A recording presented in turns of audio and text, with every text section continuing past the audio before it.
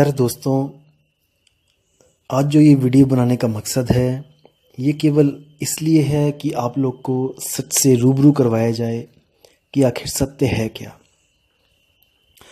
आखिर सत्य को कैसे पाया जाता है।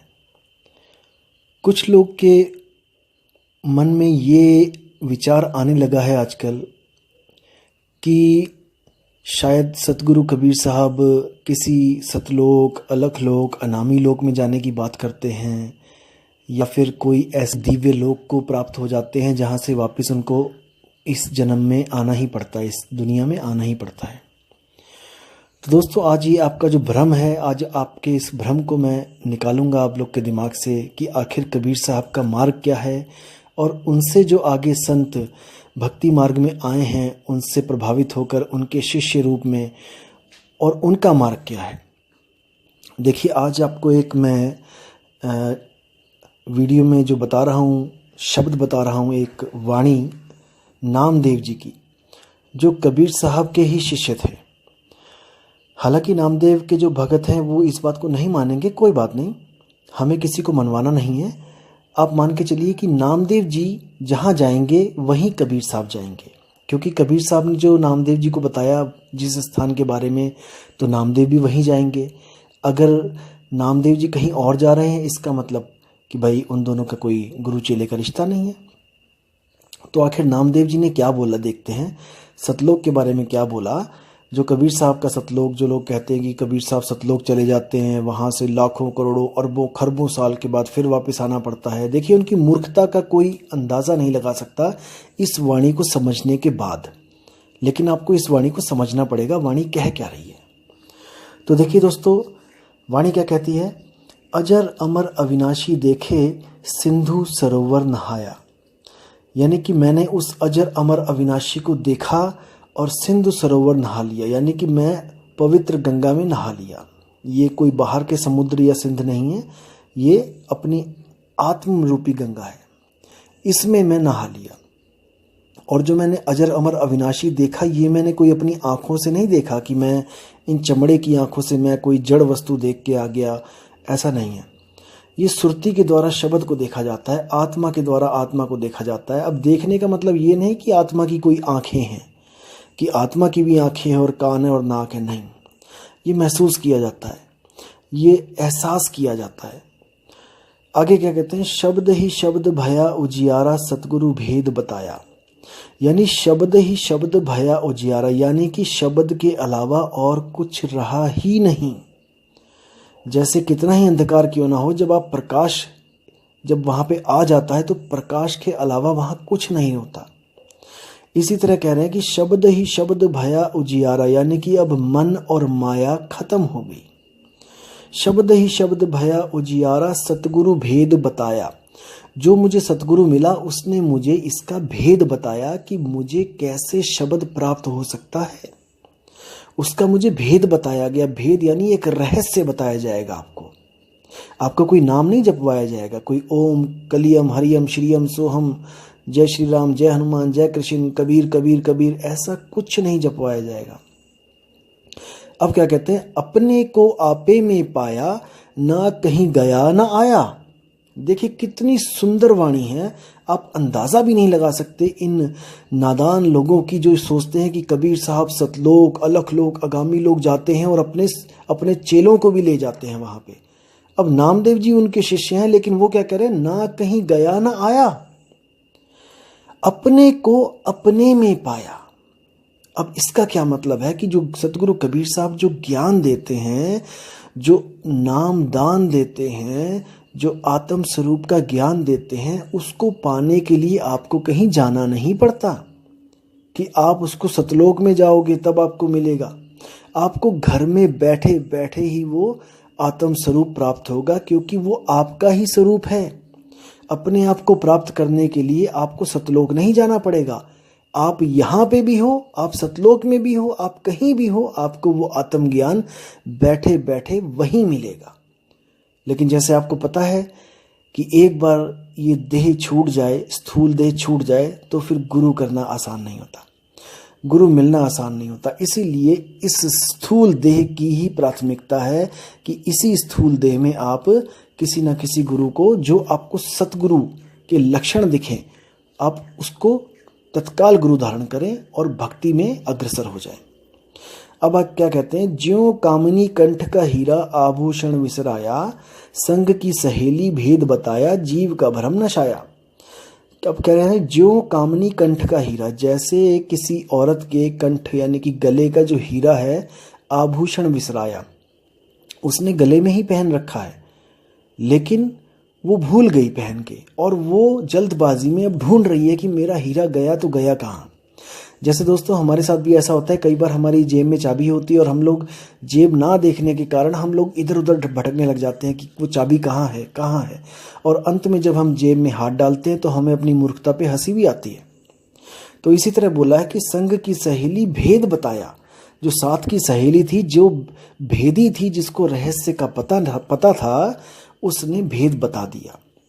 अब उसने कोई मंत्र नहीं दिया, कोई जाप नहीं दिया उसको जपने के लिए कि उसको जपेगी तो वो कंठ का हीरा उसको मिलेगा, नहीं, वो उसके गले में ही है और उसका केवल उसको भेद बताया गया। संग की सहेली भेद बताया, जीव का भरम नशाया, जैसे मृग नाभि कस्तूरी बन बन ढोलत धाया। देखो कितना सुंदर उदाहरण है। जैसे नाभि में, जो मृग की नाभि में कस्तूरी है, अब उस कस्तूरी को पाने के लिए वो बन बन भटक रहा है, लेकिन उसको कोई ऐसा नहीं मिल रहा जो उसकी कस्तूरी का ज्ञान ही उसको दे दे। जो भी मिल रहा है वो क्या कह रहा है, ये मंत्र जप लो, वो मंत्र जप लो, ये साधना कर लो, वो साधना कर लो, लेकिन कोई भी आत्म साधना नहीं करवा पा रहा है, खुद की साधना नहीं करवा पा रहा है। सब किसी ना किसी को पकड़ा रहे हैं, उसको पूज ले, उसको पूज ले। कबीर साहब ने कभी नहीं कहा कि मुझे पूजो, कभी नहीं कहा। कबीर साहब ने क्या कहा, मुख से कहे कबीर कबीर तो न कटे काल की पीर, नाम हमारा सब जग लेता, भेद हमारा कोई न कहता, मेरा भेद पावेगा सोई, जाका सतगुरु पूरा होई। कबीर साहब कहते हैं मेरा भेद यानी कि मुझ तक पहुंचने का भेद, यानी कि आत्म स्वरूप तक जाने का भेद किसी किसी बिरले संत को पता होगा, और जिसको परमात्मा के द्वारा बताया गया होगा। ये कोई अपने से आप होने वाला ज्ञान नहीं है कि खुद से ही ज्ञान हो जाए, ऐसा कभी नहीं हुआ। वो जो उसकी नाभि में जो कस्तूरी है, वो कस्तूरी कभी भी मृग को नहीं बता सकती कि मैं नाभि में हूं। इस बात को ध्यान से रखना है, समझना है दोस्तों। आत्मा आपके पास है, आत्मा कभी नहीं बता सकती आपको कि वो कहाँ पर है। ये सब भ्रम का ज्ञान है, ये सब मनमुखी ज्ञान है, ये मन की कल्पना है कि मुझे कोई बता गया, मुझे किसी आत्मा की कृपा हो गई। आत्मा की कृपा कभी होनी होती तो युगों युगों तक हम यहीं भटक रहे हैं, हमें कब की हो जानी चाहिए थी। आत्मा की कृपा कभी किसी पे नहीं होती। आत्मा तो खुद एक सैन की तलाश में है। उस आत्म तत्व को जब गुरु सैन देता है, तब उसको उस सैन के द्वारा अपना ही आत्म तत्व मिलता है। दोस्तों इसको समझना पड़ेगा, इसको समझना पड़ेगा मैं क्या कहना चाह रहा हूं। जो आत्म तत्व है वो ही आत्म तत्व को प्राप्त कर सकता है। मन मन को प्राप्त कर सकता है, तन तन को प्राप्त कर सकता है। तो आत्म तत्व ही आत्म तत्व को प्राप्त कर सकता है। तो सैन किसको चाहिए? आत्म तत्व को ही आत्म तत्व की सैन चाहिए, ना कि मन को सैन चाहिए। मन को तो सैन मिलेगी मन की। मन को अगर कोई सैन दे रहा है तो वो मन के द्वारा ही दिया जा रहा है और मन तक ही प्राप्ति हो सकती है। लेकिन आत्मा को सैन आत्मा के द्वारा दी जाती है, तब उसको आत्मा की प्राप्ति होती है। इसको समझना पड़ेगा दोस्तों। ज्ञान तो बहुत बहुत महीन है, लेकिन आपको अपनी बुद्धि भी महीन करनी पड़ेगी। मोटी बुद्धि के दिमाग में ये नहीं जाएगा। अब क्या कहते हैं, कहा कहूँ वह सुख की महिमा, गूंगे को गुड़ खाया, नाम देव कहे गुरु कृपा से, ज्यों का त्यों दर्शाया। अब देखो कितना गहरा रहस्य है इसमें कि का कहूँ वह सुख की महिमा, गूंगे को गुड़ खाया। गूंगा जब भी गुड़ खाता है कभी नहीं बता पाता है कि मुझे मीठा लग रहा है, कि मुझे कैसा लग रहा है, कभी नहीं बोलेगा। इसी तरह जिसको आत्म ज्ञान हो जाता है, जिसको परमात्म ज्ञान हो जाता है, वो कभी भी अपने मुंह से ये नहीं कह सकता कि मुझे आत्म ज्ञान हो गया है। दोस्तों इस पे विचार करना, क्योंकि आत्म ज्ञान हो गया ये कहने में अगर इस मुख में 10 लाख 10 करोड़ 10 अरब खरब जीभें भी हों तब भी वो ये नहीं बोल सकती कि मुझे आत्मज्ञान हो गया है। इसको समझना पड़ेगा। ये बात कब हो सकती है? जब आप गुरु से या अपने गुरु भाई के साथ बात कर रहे हो, तब आप कह सकते हो कि मुझे आत्मज्ञान हो गया। नहीं तो आप पूरी दुनिया के सामने नहीं कह सकते। आप नहीं कह सकते कि आत्मज्ञान हो गया। भीखा साहिब कहते हैं, भीखा बात अगम की कहन सुनन में नाही, और जो कहे सो जाने नाही, और जाने सो कहे नाही। अब इतना प्यारा शब्द है कि जो जानता है वो कहता नहीं है, और जो कहता है वो जानता नहीं है। आगे क्या कहते हैं? नाम देव कहें गुरु कृपा से, ज्यों का त्यों दर्शाया। यानी कि ऐसा मुझे बताया जैसा वो है, उसमें कोई लाग लपेट नहीं करी। जैसे कोई कहे कि आत्मा एक है, तेरी भी एक है, मेरी भी एक है, ये मूर्खता है। कबीर साहब कहते हैं, एक कहूं तो है नहीं। अगर कोई कहता है कि आत्मा एक ही है सबकी, तो कबीर साहब कहते हैं नहीं, वो एक नहीं है। एक कहूं तो है नहीं, और दो कहूं तो गाली।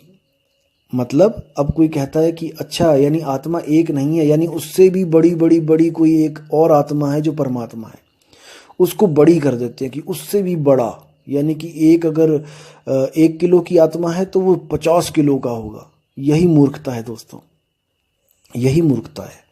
कबीर साहब कहते हैं, एक कहो तो हूं नहीं, और दो कहो तो गाली, और जैसा हूं तैसा कहूं, कहें कबीर बिचारी।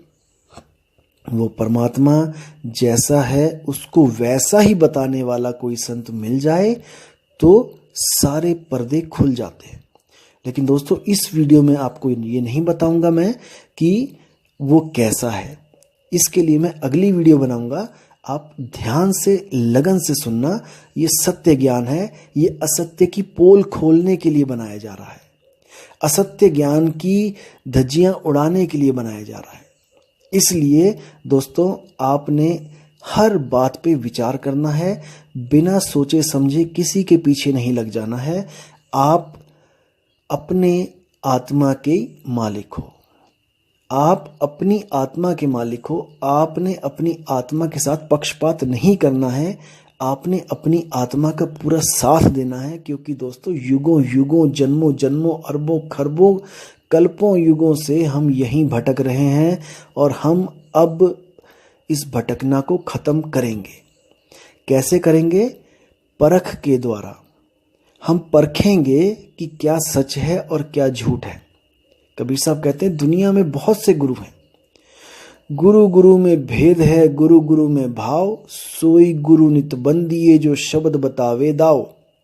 जो गुरु आपको सच्चे शब्द के साथ जोड़ देता है, जो शब्द बोलने लिखने पढ़ने में नहीं आता, वो किसी भाषा का गुलाम नहीं है, वो किसी अक्षरों का गुलाम नहीं है।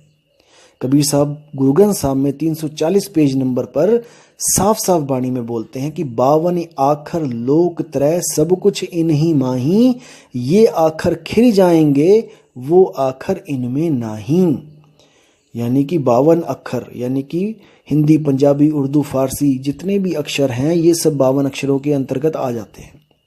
इन अक्षरों से अगर कोई भी गुरु आपको नाम दान दे रहा है तो 52 आखर लोक त्रय, वो इस 3 लोक का गुरु है। वो उस लोक का गुरु नहीं है जिसको सत्य लोक बोला गया है, जिसको सत्य स्वरूप बोला गया है, जिसको परमात्मा बोला गया है, जिसको आत्म स्वरूप बोला गया है।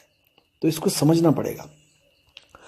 52 आखर लोक त्रय सब कुछ ही नहीं माही, ये आखर खिरी जाएंगे, ये अंत में अक्षर खिर जाएंगे, खत्म हो जाएंगे, वो आखर इनमें नाही।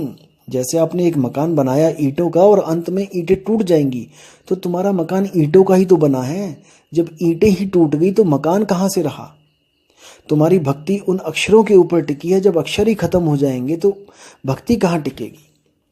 इसलिए दोस्तों, समझना पड़ेगा, विचार करना पड़ेगा और सत्य असत्य की परख करनी पड़ेगी। तो इसी के साथ दोस्तों, ये वीडियो मैं यहीं समाप्त करता हूँ और अगली वीडियो आपको बहुत ही जल्दी आपके पास होगी। साहिब बंदगी, सतनाम, जय गुरु वैराग साहिब, जय गुरु मदन साहिब, जय जय गुरु सतगुरु कबीर साहिब। साहिब बंदगी। प्यारे दोस्तों,